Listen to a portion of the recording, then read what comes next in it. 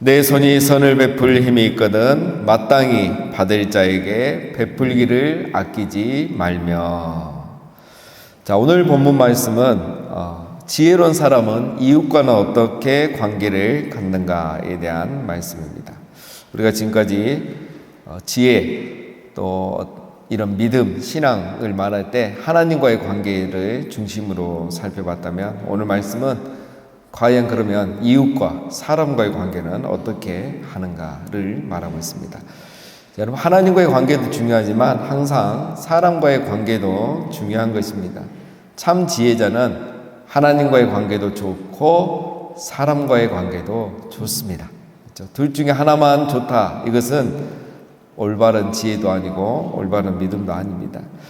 자, 오늘 27절에서 31절까지에서는 뭐뭐를 하지 말라를 통해서 6가지로 이것에 대해서 말하고 있습니다. 첫 번째는 27절에 내 손이 선을 베풀 힘이 있거든 베풀기를 아끼지 말라 했습니다. 첫 번째 내용은 도와줄 수 있는데 안 도와주면 안 된다 이런 겁니다. 여러분, 나에게 베풀 힘이 있다면 기꺼이 도움을 베풀라는 거예요. 마땅히 받을 자에게, 나보다 어려운 자죠, 나의 도움이 필요한 자에게 마땅히 베풀어야 된다는 겁니다. 자, 여러분, 그런데 왜 사람들은 베풀지 않을까요? 내가 부족하다고 생각하기 때문입니다. 나도 부족한데, 냈을 것도 없는데, 아이고 나도 아직도 필요한 게 많은데, 이렇게 생각하기 때문에 베풀어야겠다는 생각도 안 하고 마땅히 받을 자가 눈에 보이지도 않습니다. 나도 부족한데 베풀 여력이 없다고 생각하는 거죠. 맞습니다. 그럼에도 불구하고 우리는 어떻게 살아갑니까? 매일매일 음식 쓰레기를 버리고 있습니다. 그리고 우리는 또 충동구매도 많이 하죠. 그래서 입지 않는 옷도 많고 쓰지 않는 물건도 많습니다. 물론 우리 어르신들은 그런 분들이 잘 없지만 요즘 젊은 세대들은 그렇잖아요.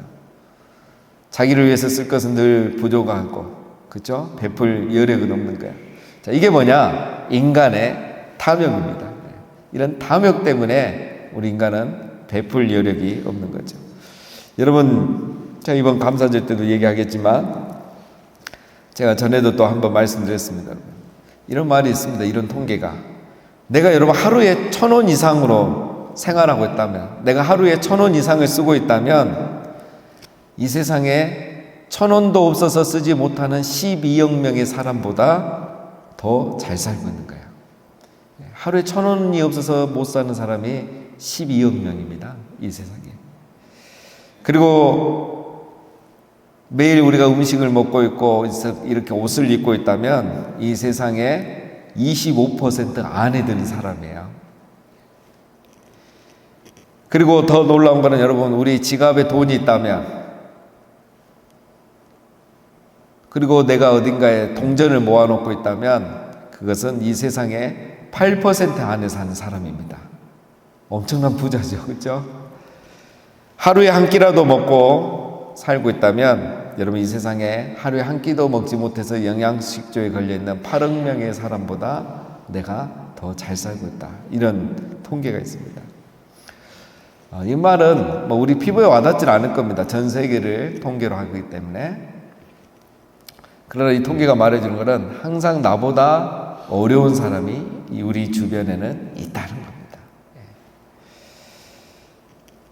우리는 그래서 기억해야 됩니다. 항상 나보다 어려운 사람이 내 주변에 있다는 것. 지혜로운 사람은 그런 사람이 보이는 겁니다. 지혜로운 사람은 내가 도움을 주고 베풀어야 될 사람이 보이는 거죠. 사랑하면 구제할 대상이 보이는 겁니다. 내가 베풀 사람이 보이지 않는다는 거, 아직 내 마음이 높다는 거예요. 어제 우리 오랜만에 이제 오랫동안 이제 교회를 지금 못 나오는데, 요즘 교회 이제 다시 이렇게 나오는 분들이 많아요. 다시 신앙생활 시작하고 교회에 나오기 시작하신 분인데, 어제는 우리 청년 중에 한 명을 이제 만났는데 본인이 이제 찾아왔어요. 굉장히 몇 년 만에 이제 이렇게 다시 찾아와서 이제 그 교회를 나오겠다고 해서 이제 아마 곧 나올 건데 다음 주에 청년이 말이 자기가 지금까지 너무 살아가면서 나보다 어려운 사람이 눈에 안 보였다는 거예요. 공부를 하고 도서관에 가도 청소하는 아주머니들, 일하는 그 옆에 아저씨들, 경비들, 자기가 한 번도 눈에 안 들어오는 거예요. 자기 세계 외에는 눈이 안 들어오고. 그런데 자기가 이렇게 이제 공부도 해보고 열심히 살아보고 하니까 정말 이 청소하시는 분들, 미화요원들, 또 경비하나 이분들이 얼마나 고맙고 존귀한 분인지 눈에 들어오더라는 거예요. 그래서 그분들에게 정말 이제 깍듯하게 인사하고 가고 또 인사하고 나오고 하니까 그분들이 너무 고마웠고 사랑을 베풀더라는 거예요. 그러니까 이런 게 내가 뭐 당장 이렇게 큰 물질적인 도움을 준 건 아니지만 엄청난 사랑을 베푼 거잖아요. 이게 보이는 거예요. 그래서 어느 순간 보이죠. 그게 바로 지혜로운 사람입니다. 구제는 뭐 그 다음 문제고 구제의 사람이 눈에 보여야 됩니다. 내가 뭔가 친절을 베풀 사람, 도움을 베풀 사람, 그리고 뭐 또 구제를 베풀 사람, 이런 사람이 보이는 사람, 그래서 그런 사람과 좋은 관계를 하는 사람이 지혜로운 사람이다 라는 겁니다. 자, 그 다음에 28절은 이렇게 말합니다. 내게 있거든 이웃에게 이르기를 갔다가 다시 오라 내일 주겠노라 하지 말며. 두 번째는 뭐죠? 지금 줄 수 있는데 내일 오라고 하지 말라라는 거예요. 아, 성경은 정말 우리의 속마음까지 다 합니다. 그렇죠? 뭐 사회에 보면 이런 경우가 많잖아요. 이런 사람들이 돈을 빌려간 사람도 줄 수 있으면서도 내일 오라고 하고, 그리고 또 내일 오라고 하고 이러면서 안 주는 경우도 있고, 또 구제할 수 있는데도 당장 하기 싫으니까 내일 오라고 하고 이렇게 말한다는 거예요. 자, 왜 이런 경우가 있겠습니까? 이렇게 말함으로써 상대방의 자존심을 상하게 하고, 나는 줄 수 있고 줄 마음이 있는데 상황이 안 되니까 내일 주겠다 이렇게 핑계대면서 자기 의를 또 드러내려고 하는 거죠. 악한 거죠. 구제와 사랑은 지금 하는 겁니다. 지금. 29절 내 이웃이 내 곁에서 평안히 살거든 그를 해하려고 꾀하지 말며. 자, 세 번째는 평안히 사는 이웃을 해하려고 하지 말라라는 겁니다. 그럼 누가 이런 짓을 하겠느냐라고 생각하겠지만 생각보다 이런 행동을 많이 하는 사람은 우리 그리스도인들입니다, 여러분. 꼭 죽이거나 때리는 것만이 이웃을 해하는 것이 아니에요. 시기하고 질투하고 미워하고 따돌림시키고, 이게 바로 우리 그리스도인들이 이웃을 해하고 있는 거예요. 이제 우리 교인들이 이런 걸 많이 하죠. 우리는 이렇게 모이면 이제 남 이야기 하는 걸 좋아해요. 그 신앙이 좋고 열심히 하고 또 교회 온 지 얼마 안 됐는데 더 잘하면은 더 칭찬하고 격려해야 되는데 막 질투를 하는 거예요. 이거를 그냥 못 봐요. 그러니까 마음이 순수한 사람들은 그렇게 하다가 상처받고 봉사도 안 하고 이제 교회도 안 나오려고 하는 거죠. 근데 그런 사람이 이제 똑똑한 사람이고 막 잘 사는 사람은 더 질투해요. 그래서 항상 입에 오르니까 이제 이런 분들이 상처를 받는 거죠. 면전에 대놓고 막 무시하는 말하고. 이게 뭐냐? 이게 사람의 이웃을 해하는 거예요. 폭력 중에 제일 심한 폭력은 여러분 언어의 폭력이잖아요. 시기 질투에서 나오는 그 언어의 폭력, 이게 제일 무섭잖아요. 그렇죠? 때리는 거는 나중에 상처가 나았지만 언어 폭력으로 하는 이 상처는 낫지가 않잖아요. 항상 가슴에 남잖아요. 이런 것이 이웃을 해하는 것이고 또 우리 성도들이 주의해야 되는 겁니다. 30절 사람이 내게 악을 행하지 아니하였거든 까닭없이 더불어 다투지 말며. 까닭없이 다투지 말라는 거죠. 여기서 다투단 말은 뭐 우리 이런 싸움을 말한 게 아니라 법정 소송을 말합니다. 잘못한 것이 없는데 뒤집어 씌우는 걸 말하죠. 자기는 살기 위해서 타인을 희생시키는 거, 이렇게 하지 말아요. 나는 의로운 사람이고 나는 괜찮은 사람인 것처럼 하기 위해서 타인을 욕하고 정죄하고 비방하는 거, 다 해당하는 거예요. 우리가 이런 걸 많이 하잖아요. 약한 자일수록 어떻게 합니까? 약한 자일수록 타인을 비방을 많이 해요. 남에 대한 안 좋은 이야기를 많이 해요. 왜? 자기가 약하고 두렵고 불안하니까 자기는 의롭고 괜찮다는 걸, 좋은 사람인 걸 드러내기 위해서 타인을 희생시키죠. 그래서 타인을 늘 비방하고 다른 거에 대해서 안 좋게 얘기하고 안 좋은 소문을 내고 이렇게 하는 거죠. 그게 바로 까닭없이 하는 거예요. 자, 그 다음 마지막 31절. 포악한 자를 부러워하지 말며 그의 어떤 행위도 따르지 말라. 예. 포악한 자를 부러워하지 말라. 여러분, 우리가 포악한 자를 부러워할 사람이 누가 있겠습니까? 그렇죠? 근데 이 말은 뭐겠습니까? 포악하게 살아도 당장 잘 살고 있는 것을 보면서 그런 걸 샘내지 말라는 거예요. 부러워하지 말라는 거예요. 우리 보면 못된 사람, 악한 사람, 이런 사람이 뭐 별일 없이 잘 살고 있잖아요. 그런 걸 보면서 부러워하지 말라는 거예요. 왜 그러겠습니까? 언젠가는 심은 대로 거두게 되기 때문입니다. 우리는 그런 사람을 부러워하는 게 아니고, 그런 삶을 부러워하는 게 아니고, 의로우신, 공의로우신 하나님을 믿는 자죠. 공의로우신 하나님께서 다 심은 대로 거두게 하시는 거죠. 그래서 우리가 공의로우신 하나님을 신뢰하면 부러워하지 않아요. 근데 공의로우신 하나님을 잊어버리고 기억하지 않으니까 그걸 부러워하는 거예요. 공의로우신 하나님을 우리가 신뢰하기 때문에 우리는 그런 거 부러워하지 않고 공의로우신 하나님께서 판결해 주실 것을 우리는 기대하게 되는 겁니다. 그 다음 마지막 6번째는 그의 어떤 행위도 따르지 말라. 자, 이거 뭐 같은 말일 수도 있는데 나누면 6개고 같이 생각하면 이제 5개가 되겠죠. 여기서 행위는 길을 말합니다. 길. 그 포악한 자는 이제 앞에 4가지를 하는 모든 이런 사람들이 포악한 자겠죠.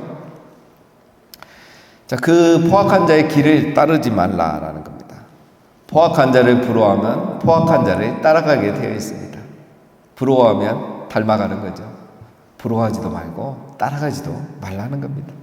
악은 모양이라도 버려라. 악은 모양이라도 버려라.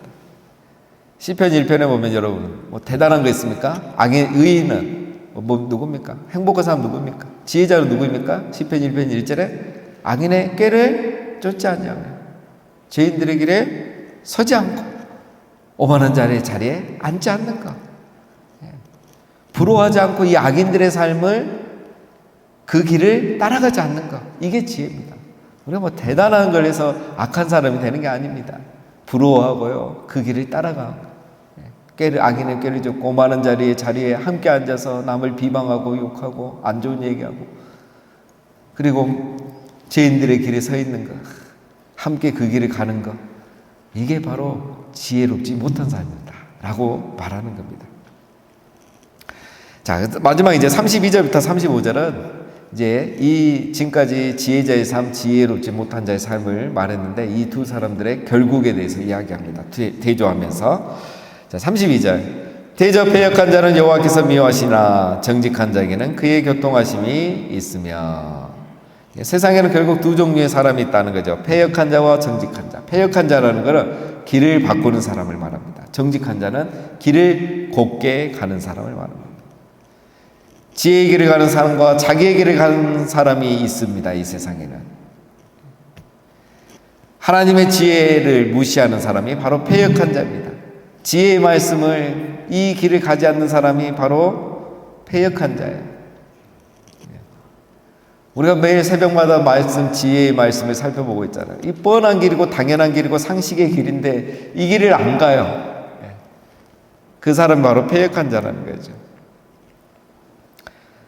하나님께서 그런 사람을 미워하신다는 거죠. 그러나 반면에 지혜의 길을 가는 사람은 하나님이 어떻게 하신다고요? 그의 교통하심이 있으며, 이 교통하심이란 말은 소드, 은밀한 대화를 말합니다. 하나님이 누구와 은밀한 대화를 하신다? 지혜의 길을 가는 사람, 정직하게 살고 좋은 말을 하고 사랑을 베풀고 이런 사람과 하나님이 교통하신다, 대화하신다. 그 사람과 하나님이 더 친밀한 관계를 맺어가신다. 그러니까 이게 선순환이에요. 지혜의 길을 가니까 하나님과 친밀한 교제를 갖게 되고 친밀한 교제를 갖게 되니까 더 하나님의 지혜를 더 깨닫게 되고 말씀을 더 깨닫게 되고 그래서 더 지혜의 길을 가는 거예요. 이게 선순환이죠. 그러나 어리석은 자는 패역한 길을 가죠. 하나님의 지혜를 무시하고 말씀을 무시하고 자기 하고 싶은 대로 하니까 결국 하나님과 교통하지 못하고 멀어지고 그래서 더 영혼이 어두워지고 더 어둠의 길을 가는 거예요. 이게 이렇게 되어 있습니다. 자, 계속 반복이 됩니다. 33절. 악인의 집에는 여호와의 저주가 있거니와 의인의 집에는 복이 있느니라. 자, 악인의 집이 있고 의인의 집에 있습니다. 이 세상에는 악인의 집에는 저주가 임하고 의인의 집에는 복이 임한다는 거예요. 자, 여러분 이거는 결론적인 말씀입니다. 우리가 이 잠언을나 이제 욥기 이거 볼 때 이제 이런 관점을 항상 가져야 됩니다. 의인의 집엔 저주가 복이 임하고 악인의 집에는 저주가 임한다. 그래서 이게 당장 임한다는 것이 아니에요. 이건 결과론적인 말입니다. 악인이 바로 저주받고 의인은 바로 복을 받는다. 이게 아니에요. 결과적으로 말하는 거예요. 결과적으로. 욥이 결과적으로 복을 받았잖아요. 그 시간은 엄청난 고통의 시간이 있었잖아요. 결과적으로 말해요. 여러분 악인이 바로 저주를 받고 다 망하면 세상이 어떻게 돌아가겠습니까? 그렇죠? 안 되죠. 하나님은 심판을 하지 않는 게 아니라 심판을 지연해 주시는 거죠. 그의 죄가 쌓일 때까지 기다려 주시는 거예요. 심판한다 해서 죄 하나 지면 바로 심판이 아니죠. 그런 직결 심판이 아니고 이 선이 있습니다. 선이 있어서 그 선을 하나님이 그때까지 기다려 주시는 거죠. 왜? 회개할 기회를 주시는 거예요. 이때까지는 회개해라. 우리도 자녀들이 뭐 할 때마다 막 잔소리 할 때도 있지만 사실은 기다리잖아요. 얘가 그 다음에 2번, 3번 봤는데 계속 잘못하면 그때 가서 이제 뭐라 하고 타이르고 야단치잖아요. 하나님 선이 있는 거죠. 이때가 됐는데도 회개하지 않고 더 악해지면 메네메네 우 바르시, 메네메네 대겔 우 바르시. 하나님 심판하시는 거죠. 그때 이제 저주가 임한다는 거죠. 그래서 이게 자기 세대에 일어날 수도 있고 뭐 자녀 세대에 일어날 수도 있는 겁니다. 자, 그런 관점에서 봐야 되고 의인이 복을 받는 것도 마찬가지입니다. 복이 그때그때도 임하지만 결과적으로 복을 받게 되는 거죠. 자, 그래서 여러분 우리가 이런 믿음을 가져야 돼요. 그래서 내가 당장 힘들고 어렵다고 해서 너무 낙담할 필요도 없고 포악한 자, 악인을 부러워할 필요도 없습니다. 하나님이 결과적으로는 다 결산을 하십니다. 그래서 우리가 이런 믿음을 가져야 포악한 자를 부러워하지 않고 그 길을 가지도 않고 하나님 공의로우신 하나님을 신뢰하면서 우리 의인의 길, 지혜자의 길을 복주실 것을 기대하면서 계속 지혜의 길을 갈 수 있게 되는 겁니다. 이런 믿음이 중요한 거죠. 자, 34절 진실로 그는 거만한 자를 비웃으시며 겸손한 자에게 은혜를 베푸시나니. 자, 세상에는 두 종류의 사람도 있습니다. 거만한 자와 겸손한 자. 그래서 거만한 자는 뭘 말하냐면 오늘 뜻을 보면 비웃는 자를 말합니다. 비웃는 자. 여러분 누가 대놓고 비웃겠습니까? 그렇죠? 지혜의 말을 하고 하나님의 말씀을 말하는데 그걸 받아들이지 않는 사람이 비웃는 자예요. 거만한 자예요. 꼭 앞에 대놓고 비웃어야 비웃는 겁니까? 아닙니다. 아무리 하나님 말씀 말하고 아무리 정직하게 남을 비방하지 말고 그렇게 살아가고 하라게도 귀에 안 들은 거예요. 그래 설교는 저렇게 하는 거고 말씀은 저렇게 하지 성격은 저렇지만 세상 살아가는데 어떻게 그럴 수 있나? 그렇게 살면 무슨 맛으로 살아? 별로 말씀에 순종한 마음이 없는 거예요. 그게 뭐냐? 성경으로 말하면 그게 바로 비웃는 거예요. 비웃는 거. 하나님을 비웃고 하나님의 말씀을 비웃는 거예요. 자, 이런 사람을 하나님 어떻게 하신다 하죠? 진실로 그는 하나님은 거만한 자를 비웃으시며 비웃는 자에게는 하나님도 비웃으신다는 거예요.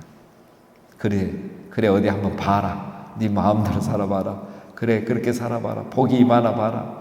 하나님도 그냥 놔두는 거예요. 그러나 중요한 것은 앞에 말씀드린 것처럼 그 죄가 쌓여간다는 거죠. 쌓여가는 거죠.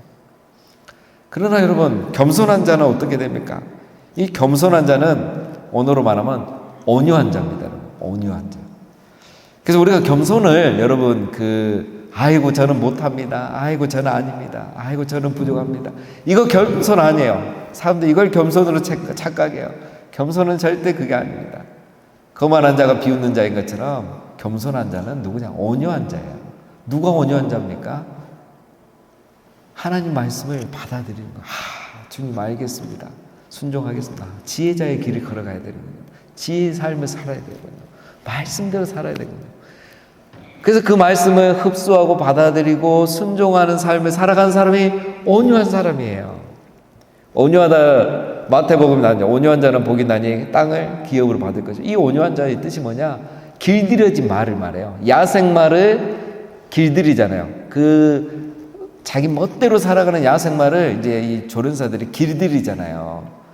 그걸 몇 번 기다리는 그 순간 딱 이 야생마가 사람의 말을 듣잖아요. 가라면 가고 서라면 서고. 그것을 온유라 그래, 온유. 그러니까 지금까지는 내가 비웃고 내 마음대로 살고 내 생각대로 내 습관대로 살았는데 이 말씀을 들으면서 말씀 앞에 내가 다뤄지는 거예요. 단련이 되는 거예요. 훈련이 되는 거예요. 그래서 그 말씀대로 순종하는 거예요. 온유해지는 거예요. 길들여진 야생마처럼. 그게 온유입니다. 그게 겸손한 자예요. 이런 자에게는 뭐 하신다? 은혜를 베푸시라니. 하나님 은혜를 주시는 거예요. 이 은혜는 우리가 뭐 설교 듣다 은혜 받는 거 그거 말한 게 아니죠. 모든 은혜와 은총과 복이 있는 거죠. 겸손한 자, 온유한 자, 즉 한 말씀, 이 지혜의 말씀을 받아들이고 순종한 자에게 복이 임하고 은혜가 임하는 겁니다. 마지막 35절. 지혜로운 자는 영광을 기업으로 받거니와 미련한 자의 영달함은 수치가 되느니라. 이 세상에는 또 지혜로운 자와 미련한 자가 있습니다. 지혜로운 자는 영광을 기업으로 받습니다. 그냥 기업만 받는 게 아니라 영광까지 받아요. 명예와 존귀와 영광을 받았습니다. 그러나 미련한 자, 지혜의 길을 가지 않는 자는 결국 어떻게 됩니까? 그의 영달함이 수치가 되느니라. 영달함, 자기의 영광, 자기의 자랑, 늘 얘기하고 다녔던 자기의 자랑. 그러나 그것이 어떻게 된다? 수치가 된다는 거예요. 수치가. 하루아침에 망하고 부끄럽게 된다는 거예요. 당장은 자기 말을 들어주는 것 같고 또 자기가 대단한 것 같지만 아니다는 거예요. 하루아침에 아무것도 아니란 게 드러나게 하신다는 겁니다. 자, 오늘은 참 기억하기 좋은 말씀들이 있죠. 우리가 하지 말아야 될 것, 특히 이웃과의 관계에서 하지 말아야 될 것 6가지, 그리고 그 결과 2가지의 삶들이 있는 거죠. 배역한 자와 정직한 자, 악인의 집과 의인의 집, 거만한 자와 겸손한 자, 지혜로운 자와 미련한 자. 자, 선택은 오늘 우리에게 있다는 것입니다. 자, 그래서 오늘 말씀은 지혜는 하나님과의 관계도 중요하지만 이웃과의 관계도 중요하다는 겁니다. 우리가 하나님 사랑하고 순종할 뿐만 아니라 그 말씀대로 이웃을 사랑하고 섬기며 살아가면 그 사람에게도 하나님께서 은총을 베풀어 주신다는 겁니다. 자, 우리 모두가 지혜를 따르고 또 이웃 사랑을 실천함으로 우리 하나님의 은총을 받는, 은혜를 받는 우리 모두가 다 되시기를 주님의 이름으로 축원드립니다. 우리 함께 기도하겠습니다.